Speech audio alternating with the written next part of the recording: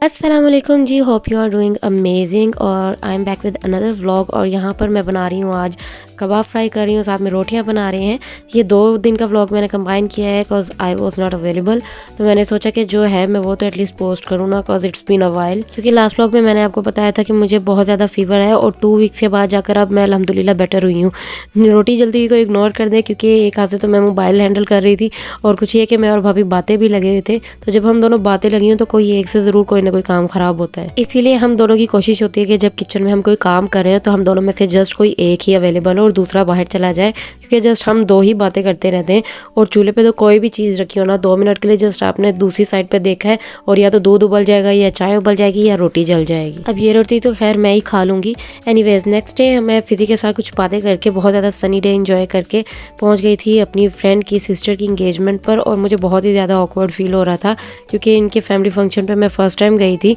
और फ्रेंड की इंगेजमेंट पर तो लोग जाते हैं, फ्रेंड की सिस्टर की इंगेजमेंट पर जाना ज़रा दूर का पड़ता है। वैसे तो हम लोग पूरी फैमिली ही इनवाइटेड थे क्योंकि मेरी वो फ्रेंड मुझसे बहुत ज़्यादा क्लोज़ है, लेकिन एक तो छोटियाँ भी बीमार थी और अब हम सब रिसेंटली रिकवर ही कर रहे थे और उसकी वजह से भाभी को भी घर पे रुकना पड़ा। तो मैं और मम्मा ही जा रहे थे बस, और भाई को हमें वहाँ पे ड्रॉप करना था।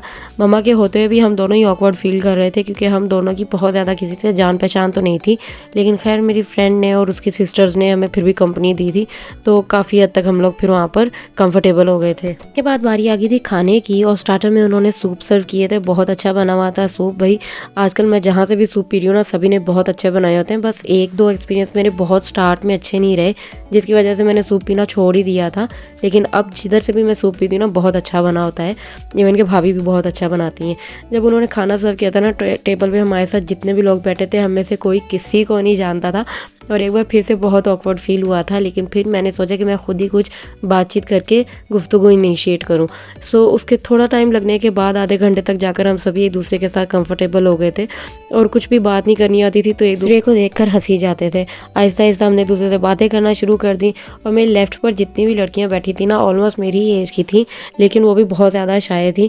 तो जब भी उनको किसी चीज़ की ज़रूरत होती थी वो एक दूसरे को एल्बो मारती थी कि तुम पकड़ो, और मेरा ध्यान उन्हीं की तरफ ही था। सो मैंने आहिस्ता आहिस्ता उनको अपने साथ कंफर्टेबल किया क्योंकि अब हम लोग एक साथ जो बैठे हुए थे तो ऐसी क्या मजबूरी थी कि हम एक दूसरे से कोई बात भी ना करें। सो मुझे आदत है खाना जब भी हम साथ बैठे हो तो मैं सर्व करना शुरू कर देती हूँ और वही मैंने किया। और फंक्शन ख़त्म होने तक हम लोगों की इतनी अच्छी बातचीत हो गई। उसके बाद खाने के बाद तो मोस्टली गेस्ट उठकर फ़ौरन ही चल पड़े थे। मुझे ऑकवर्ड लग रहा था, फ़ौरन उठ के जाना तो रूड लगता है। सो मैंने सोचा कि चलो मैं अपना OOTD दे देती हूँ।